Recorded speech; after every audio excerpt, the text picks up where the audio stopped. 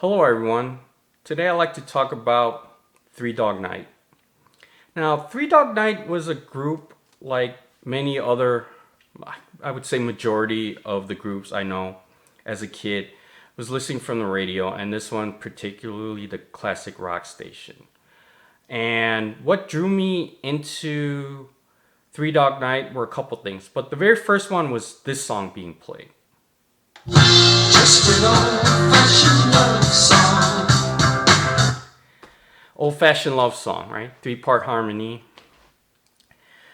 I really like this song. I the way that the three-part harmony part, the way it's played, the singing and so forth, drew me into Three Dog Night when I first heard this. And it was one of those things. After hearing this song, I became more aware of Three Dog Night, or at least try to become more aware of their music. And this radio station that played the classic rock, they seem to have DJs, or there may be at least one DJ that really, really liked Three Dog Night. That for some reason, I hear a lot of their songs. On that CD, there's 20 hits, and I probably heard at least a third of them on this radio station alone. Now, whether there were monster hits, I don't know, but this radio station, for of all the classic rock artists, groups, music coming out from that era, we're talking about the 60s, 70s ish, maybe up to the early 80s. Um, for some reason, they play a lot of Three Dog Night of all you can pick.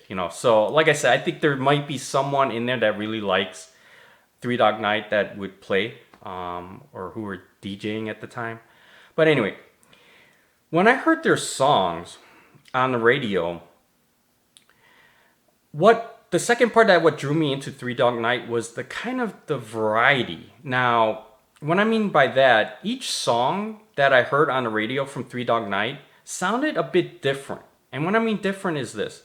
Usually when you listen to an artist, you kind of know their songs, how they're playing, their arrangement, their musicianship, and so forth, to a point where a lot of them kind of sound similar. Now, I'm not saying it's a bad thing or anything. They just, there's you listen to Led Zeppelin, Boston, or something like that, and their style kind of tends to be familiar. Put it this way: with Three Dog Night, it took me a while to understand that some of the songs I heard that I didn't know was Three Dog Night was Three Dog Night, and mainly because I didn't recognize the songs that I was familiar with, like, say, Old Fashioned Love Song.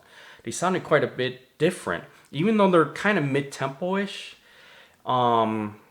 songs. I would say mid-tempo. I don't know if that's the correct way of saying it, but it's not fast or it's not slow. Even the ballad stuff, it's not slow like a Barbara Streisand type. You know what I mean? It's to me, they're a bit mid-tempo, plus or minus, I don't know, an octave. I don't know. I'm sorry. I'm just butchering everything in music, um, but even so, each song they sing is quite a bit different. Now, and that's what drew me into it. They're very unique in that sense. Like, they don't sound the same. Maybe your ears are different than mine, but when I first knew of all their songs I heard on the radio from Three Dog Night, to me each one sounded different. Now, I always thought Three Dog Night. Eventually, I found out there was three. The group, the actual group, the singers. So there's Danny, Chuck, and Corey. Now, on this album cover, I'm gonna be honest. I don't know who's Chuck, who's Danny, or who's Corey. I really don't know, and I'm sorry. I apologize for that. I just know them as Three Dog Night. But I figured it's because of them. That made the sound unique. Was that maybe there's a different singer and it sounded different, but still, it didn't really hit me till a bit later. Now, a bit later, I actually got this CD. And when I played the whole thing, I already knew at least a third of it from the radio. And playing it throughout kind of emphasized what I was thinking. They're pretty unique. Their music, the way it's like written, the way they're singing it, and so forth. Each song has a pretty unique style that is not familiar with the other for each other song. I'm not saying each song is very unique from each other, no, but you can tell it's slightly different. That if you listen to, let's say, an album from again Led Zeppelin or something, and besides the guitar playing from Jimmy Page, it's the riffs and all that. They kind of sound similar. Anyway, that's my opinion. But it wasn't until much later when I got this CD, I actually opened this up. Okay, and there's really nothing in here outside of each song listing and who wrote it. Now, I actually decided to actually look into this, and I realized, like, here, you got Family of Man, Paul Williams, Old Fashioned Love Song, Paul Williams, Mama Told Me Not to Come, Randy Newman, Shambhala, Daniel Moore, Let Me Serenade You, Jay Finley. I mean, Pieces of April, it's Danny Loggins, I assume. The Show Must Go On, I think that's Leo Sayer. I mean, notice that I did not mention, and every song on here, listed on here, did not mention any of Danny, Corey, or Chuck at all. There's no writer's credits to them. It wasn't until doing a little more research afterwards that I realized those guys didn't write any of these songs at all. I was like, wow. And when finding out about that, I think I asked a friend's dad, one of my friend's dad, or someone who was familiar with Three Dog Night at the time. Again, I was a little kid, and he mentioned to me that they didn't play. I don't know if he mentioned that they didn't write their songs. I think I kind of found that out myself, but I found out from this guy that they didn't even play any instruments at all. So they didn't play anything. They were just singers. They were vocalists. And I was like, oh shoot, this is a Monkees thing, right? I said to myself, I didn't ask the guy at all, but I just like, man, this the first thing that came to my mind was the Monkees, right? And it took many years later, just kind of finally getting into the Three Dog Night thing again, and kind of trying to get my interest going with that, trying to figure out who they really were, how that started, things like that from a historical sense. And to me, they're not really a Monkees, or what we would call industry plants. Now, my definition of an industry plant might be different than yours, but my definition would be, it would be like a record label or a music industry type group that would directly form an artist or a group and surround that music or artist with the proper composers, musicians, producers, and whatnot, and kind of dictating what songs you can sing, how they should be sung, and things like that, according to what they feel is the standard that would make that artist or group successful. To me, that's what an industry plant is. Knowing and reading about Three Dog Night, no, they to me, they're not really an industry plant in the sense, yes, they did not write any of these hits at all. Now, they did write, from what I understand, they did write some of their own songs, but they weren't hits, and I think they were just few and far between. They may have been on B-sides of some of these hits, but you wouldn't know, put it this way. So that's number one, okay? Even so that they didn't write their own hits and they didn't play an instrument, this group was formed organically. It wasn't really like, hey, whoever this record label was, MCA. It wasn't like MCA said, hey, you three, we're going to pick you, come together, and then we're going to form you Three Dog Night. No, this was formed organically, right? They knew each other, and they were actual singers, right? They were truly vocalists, and they kind of came together and formed this group. I think they had a different name for it, Redwood or something I don't recall at the time, and then they changed it to Three Dog Night. And pretty much that's how they formed. So it wasn't technically to me an industry plant. But what made them unique and different from, say, like even the Monkees and so forth, was that they were very good at what they did. And what to me, what I understand what they did was they were able to choose music, songs from like the artists I mentioned, various artists, whether at the time they were kind of either up and coming or unknown at the time, or songs that were never even played or ever introduced to the public before, and or some covers that weren't really popular or famous. Maybe they were introduced to the public but just never was a hit or anything like that.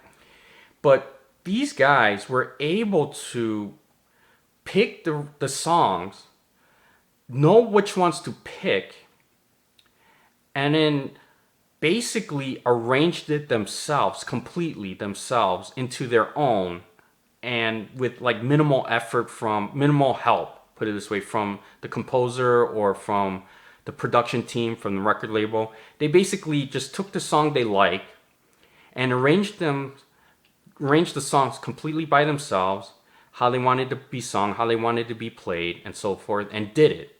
And you got Three Dog Night with 20 plus hits, on radio hits. And these are radio hits from both AM and FM, from what I understand. That's pretty impressive. And to me, that's what made this group very unique. To me, they're more Elvis than Monkees or any other industry plant. Because, one, they're able to know what song they want. They knew how to pick the song that fit their group, fit their needs. And number two,